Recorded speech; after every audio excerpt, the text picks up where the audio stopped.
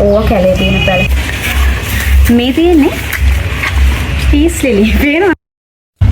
කැලේ තියෙන පැල. ගොඩක් අය කියන්නේ එහෙමයි. ඕවා කැලේ තියෙන පැල. හැබැයි මේ කැලේ තියෙන පැල හරි විදිහට හරි ස්ථානවල හදන එක තමයි භූමි අලංකරණය කියලා කියන්නේ. ඉතින් අපි බලමු කැලේ තියෙන පැල මොනවද, ඒ වගේම හරිම තැනට මේවා යොදාගද්දී හිරු එළිය අවශ්‍ය සහ අවශ්‍ය නොවන ස්ථාන මොනවාද කියලා. මේ තියෙන්නේ පීස් ලිලි කියන ප්ලාන්ට් එක. මේ ප්ලාන්ට් එක අපිට හෙවනේ වගේම සාමාන්‍ය අවුවක හදන්න පුළුවන්.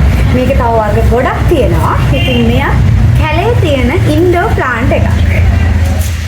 එයා ප්ලාන්ට්. කැලේ හැදෙන පැල. කැලේ හැදෙන තවත් ලස්සන පැලයක්. කහකරඳ, ඉවාට, පැන්ඩෝනාස් මේ ඔක්කොම හිරු එළියට ඔරොත්තු දෙන පැල. ප්ලාන්ඩිගෝ මේවත් කැලේ හැදෙනවා. ඉතින් ඔයාලට මේ විදිහට අපි කියන්න ගියොත් ගොඩාක් තියෙනවා කැලේ හැදෙන කැලෑ මල් ගොඩක්. ඉතින් අපි හරියටම බලමු මේ කැලෑ මල් උද්‍යාන අලංකරණයට ගන්නේ කොහොමද කියලා. අපි කැලෑමල් කියලා හඳුන්වන්නේ ගොඩක් වෙලාවට ඇත්තටම කවුරුත් මේන්ටේන් කරන්නේ නැති, ඒ වගේම ටිකක් වියලි, එහෙම නැත්නම් හුදකලා සාමාන්‍ය අඩු ප්‍රවණතාවයක හැදෙන සාමාන්‍ය මල් වලට තමයි අපි කැලෑමල් කියලා කියන්නේ. සාමාන්‍යයෙන් අපි එක්සැම්පල් එකක් ගමුකෝ, කින්නර මල්, රත් මල්, ධාතු මල්, ගරුඩ රාජ මේ වගේ වර්ග ගොඩාක් තියෙනවා කැලෑමල් කියලා අපිට හඳුන්වන්න පුළුවන්. ඒ වගේම තමයි ප්ලාන්ට් ගර්ල් ලෑන්ඩ්ස්කේපින් කණ්ඩායම අපි හිතන විදිහට කැලෑමල් භාවිතයෙන් උද්‍යානය ලස්සන කරන්න, මනරම් කරන්න නම් මෙතන සැලසුම් කරන්න ඕනි කරුණු ටිකක් තියෙනවා. එක, නියමිත ස්ථානයක් අනිවාර්යෙන් තෝරගන්න ඕනේ. අපි මේ මල් දාන්න ඕනි සුදුසුම තැනට. ඒ වගේම තමයි ස්වභාවික වටපිටාවක් නිර්මාණය කරන්න ඕනේ. දැන් අපේ ක්ලයන්ට් ඕනි නම් ස්වභාවික වටපිටාවක් නිර්මාණය කරන්න අපිට විසිතුරු මල් සමගම කැලෑමල් යූස් කරන්න පුළුවන්. මොකද එතකොට එයාට ඒ ස්වභාවික වටපිටාව කියන එක ලැබෙනවා. ඒ වගේම තමයි කැලේක පෙනුමක්, වනයේක පෙනුමක් ලබා ගන්න නම් පොල් ගස්, දුම්මල ගස් සහ බඹර නටන ශාක මේ වගේ ශාක භාවිතා කරන්න පුළුවන් කැලෑ ගස් විදියට.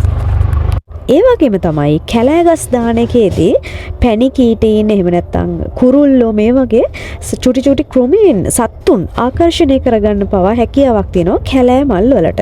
ඒ වගේම පරිසර හිතකාමී බවක් ගන්න පුළුවන් කැලෑ ගස් වලට.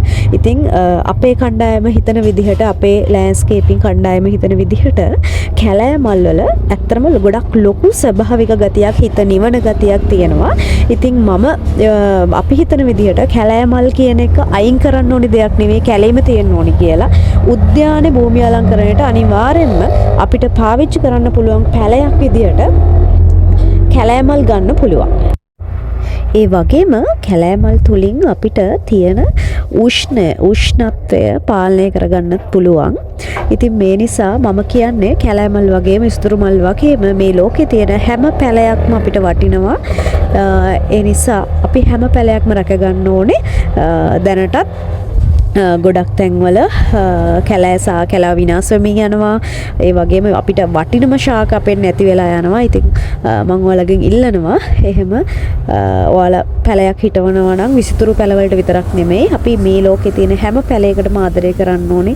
ඒ හැම පැලයක්ම ලස්සනයි. ඒ හැම එකටම ආදරය කරන්න කියලා. එහෙනම් අදට මගේ වීඩියෝ එක ඉවර කරනවා.